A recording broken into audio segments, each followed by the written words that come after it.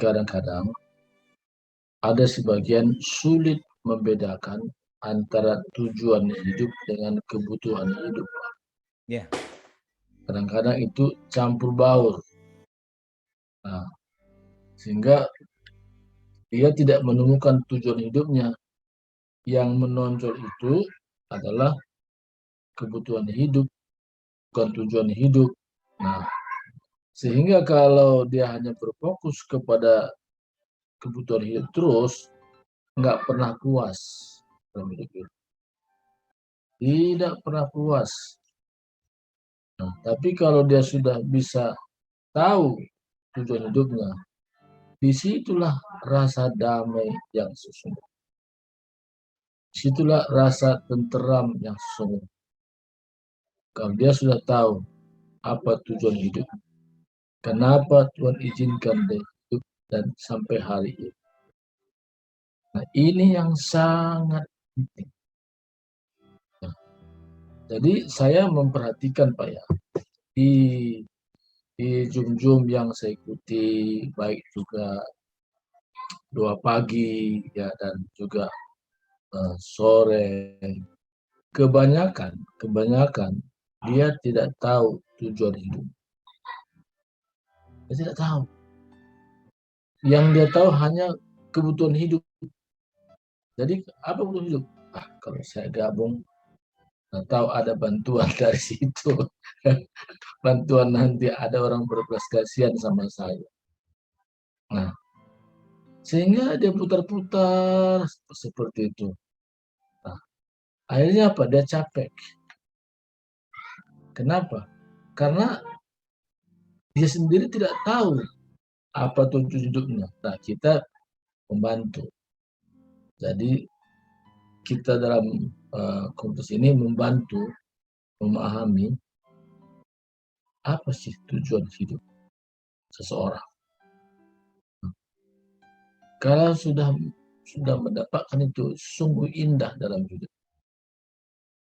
Jadi semua dalam hidup ini keindahan yang paling kita bisa katakan ketika kita tahu apa tujuan Tuhan melalui hidup kita.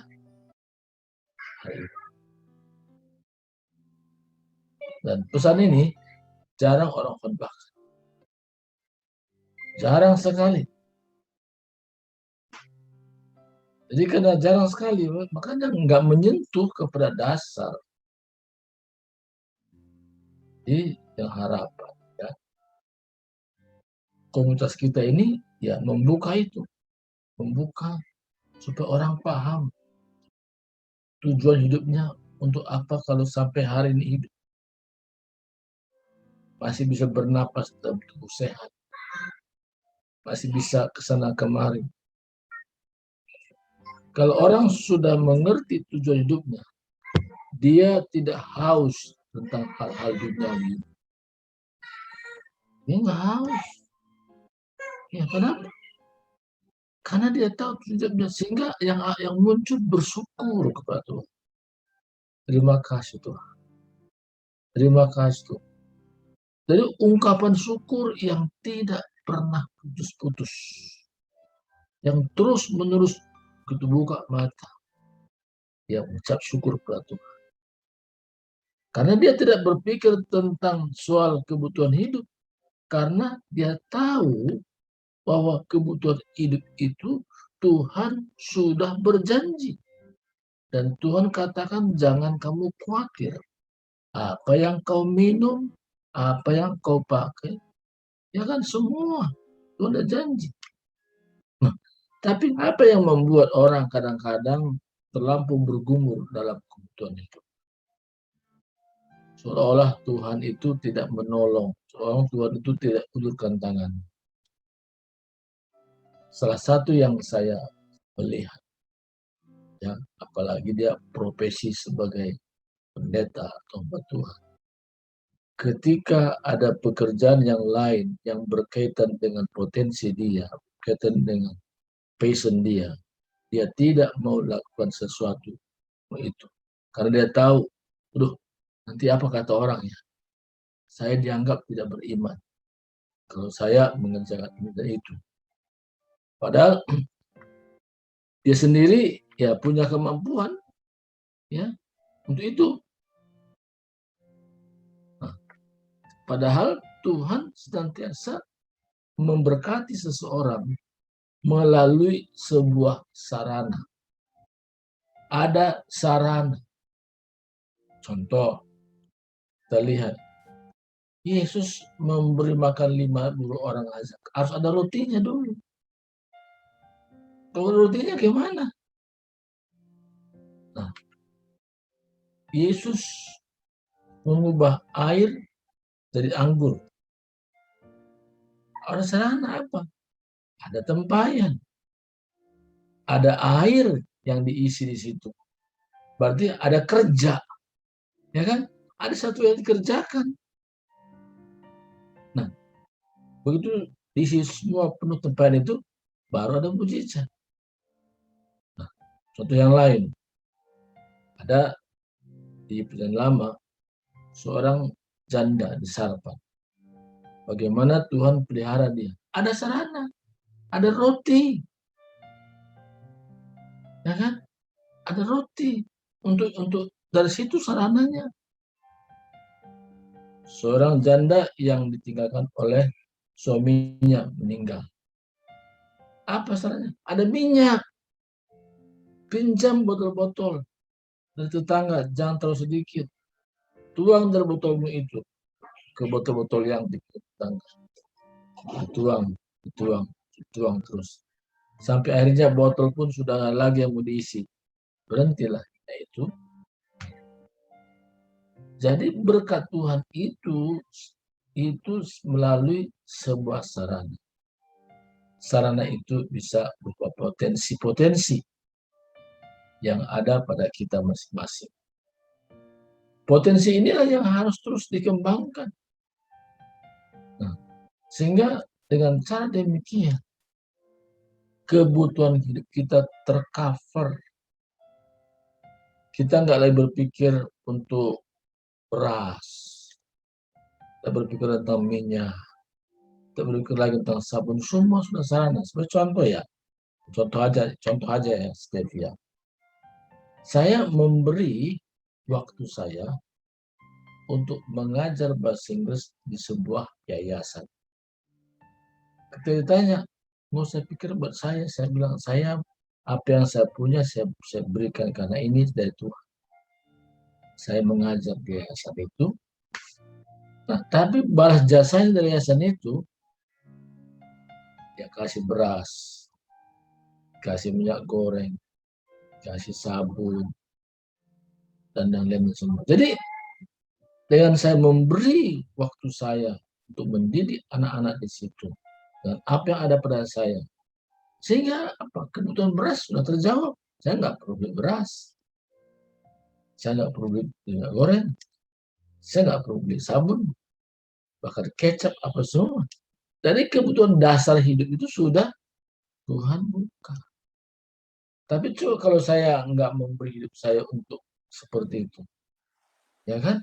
Mungkin saya sampai bergumul, aduh, besok beli beras, aduh gimana ya? Mau beli ketengan atau satu beras, susah kan? Nah, jadi kebanyakan yang mengaku sebagai pelayan Tuhan dan mengeluh karena potensi yang ada pada dia tidak kembangkan. Itulah sama dengan perumpamaan Yesus, di mana waktu seorang raja sebelum meninggalkan hamba-hamba, dia berikan 1 talenta, 2 talenta, dan 5 talenta. Itu berbicara tentang potensi-potensi manusia. Nah, dan dia bilang, kembangkanlah ini. Nanti ketika aku pulang nanti, aku minta pertanggungjawaban. Tapi yang punya talenta 1, dia kubur. Berarti dia tidak kembangkan potensi itu. Sehingga waktu pulang tuannya marah kepada orang. Bahkan diambil lagi dari situ. Nah, itu menggambarkan bahwa potensi hidup manusia itu ketika dikubur bahkan nggak kelihatan lagi. Tapi ketika potensi kita itu kita kembangkan, semakin berlipat gitu. Yang 2 jadi 4, yang 5 jadi 10. Sama seperti Steve ya. Bisa sampai hari ini makan meningkat karena itu ada anak tangganya. Nggak langsung bisa naik, tapi ada anak tangganya. Dan ada potensi. Jadi sebagai contoh ya, orang mau ke Amerika aja kan mikir dari mana duitnya. Saya hanya berkata waktu potensi yang ada pada saya kembangkan. Sehingga ada satu konferensi di Amerika di Seattle. Saya dapat undangan dan undangan itu mereka bertanggung jawab semua tiket saya untuk Amerika, bahkan ke bagian konsulat Amerika juga mereka katakan kami bertanggung jawab, tolong berikan visa buat nama. Sebab saya serahkan hanya paspor dan bukan dengan saya wawancaranya, tapi wawancaranya dengan pihak yang mengundang. Dia bilang, Pak, udah pulang aja. Kami wawancara dengan pihak yang mengundang nanti. Karena ini surat ini menjelaskan bahwa dia yang bertanggung jawab semua. Jadi kami mau tahu kenapa begitu mendorong sekali Bapak harus ke sana. Nah, jadi saya kasih tahu pada pihak sponsor bahwa bisa saya tergantung wawancara pihak sponsor yang mengundang. Kan begitu. Hanya udah, dia pun ada alasan, argumen, nah, kenapa harus berangkat sebagainya. Gak lama kemudian visa itu diantar sama paspornya lah, ya kan? Biasanya kan saya ngambil, ini nggak diantar lagi ke rumah. Wah, ini satu kehormatan luar biasa. Jarang orang diantar. Nah, baik mobil, kurir, bawa, telepon di mana posisi, datang dia, udah dibungkus itu paspornya, pakai lapis itu, pakai plastik gitu ya. Nah, jadi kalaupun itu jemplung gitu, nggak akan basah gitu. Aduh, luar biasa gitu. Nah, begitu saya scan, saya kirim ke Amerika. Bertanya, berapa lama Anda di Amerika? Sesudah selesai acara. Supaya kami sesuaikan tiket. Karena saya juga nggak ada rencana yang lain, ya udah. Tadi paling kita lebih 1 minggu dari acara itu. Padahal sebenarnya sudah sampai sana, banyak permintaan melayani, banyak sekali melayani. Sebetulnya kalau, waduh, waktunya kok jadi begini ya, kita nggak tahu kan, nggak punya pengalaman sebelumnya. Bahkan dia bilang, Pak, kalau ke sini jangan hanya 2 minggu, ke sini ya sebulan, 2 bulan. Ya kalau soal melayani sini banyak Pak di sini melayani. Aduh, pokoknya kita siapkan buat Bapak. Nah itu kan kita nggak tahu kan. Bahkan waktu dibilang, nah, kalau Bapak sudah bisa Amerika, Bapak bisa urus bisa Kanada juga. Kita bisa jalan-jalan ke Kanada Pak. Biasanya kalau dapat visa Amerika untuk ke Kanada itu mudah Pak. Mudah. Karena yang sulit itu visa ke Amerika bukan ke Kanada. Nah, jadi kan itu dari Seattle ke Kanada kan dekat. Kita kita naik mobil aja Pak, mobil ini kita pakai ke sana katanya. Cuma 2 jam bisa nyampe ke Kanada. Bayangkan. Nah, itulah berkat yang tidak terpikir sebelumnya. Nah, kalau saya hitung-hitung, kalau kumpul duit untuk saya nabung ya, sampai hari ini nggak akan berangkat. Nggak berangkat sampai hari ini. Tapi itulah Tuhan punya rencana. Nah, mungkin juga saya kan belum pernah melayani ke India. Ya, ke India belum pernah. Tapi ada yang menawarkan dari Singapura, ya, satu buat Tuhan. Saya mau ngajak Anda ke India, tapi jangan sebentar, minimal 20 hari. Aduh, mana pikir kan? Ya saya nego dengan orang ngajak ini. Wah, kalau 20 hari ini saya ajak istri saya bilang, Anda siap nggak biaya tiket? Oh siap. Jadi saya bawa istri untuk berangkat ke India, Pak. Melayani sana dengan bahasa Inggris yang sangat terbatas, ya kan? Gimana? Tapi itulah cara Tuhan. Sempat juga kita berkunjung ke kuburan Thomas, salah satu murid Yesus. Nah, itu hal yang tidak pernah terpikirkan sebelumnya. Nah, itulah gambaran tadi. Kalau kita tahu tujuan hidup kita, maka kebutuhan kita pun Tuhan bertanggung jawab. Karena bagian Tuhan memberkati kita. Nah, jadi kita nggak perlu artinya mengemis. Nggak perlu. Karena kita adalah hamba yang dipanggil Tuhan selalu cukupkan pada waktu. Baik kebutuhan hidup sehari-hari, baik kebutuhan untuk pelayanan. Ya, ini ada satu kesaksian lagi. Ada teman dari Penang.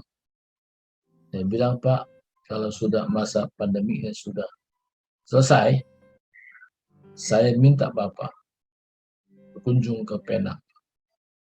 Soal biaya Bapak, kami yang tanggung, Pak. Untuk tinggal di Penang, kami yang biayai. Tempatnya sudah ada, Pak. Kita ada guest house. Untuk melayani, ada tempat juga. Bapak bisa bahasa Indonesia. Orang-orang yang itu yang melayani. Kalau boleh ikut, Pak. Kalau boleh saya ikut, Pak. Ah, itu. Nah, bisa. Nah, makanya dari tawaran itu. Nah, artinya saya tidak perlu minta. Tapi Tuhan yang menggerakkan hati. Kalau Tuhan yang sudah menggerakkan, tidak ada satu manusia pun bisa menahan. Ini yang kita perlu pahami. Ya, silakan kembali kepada Pak.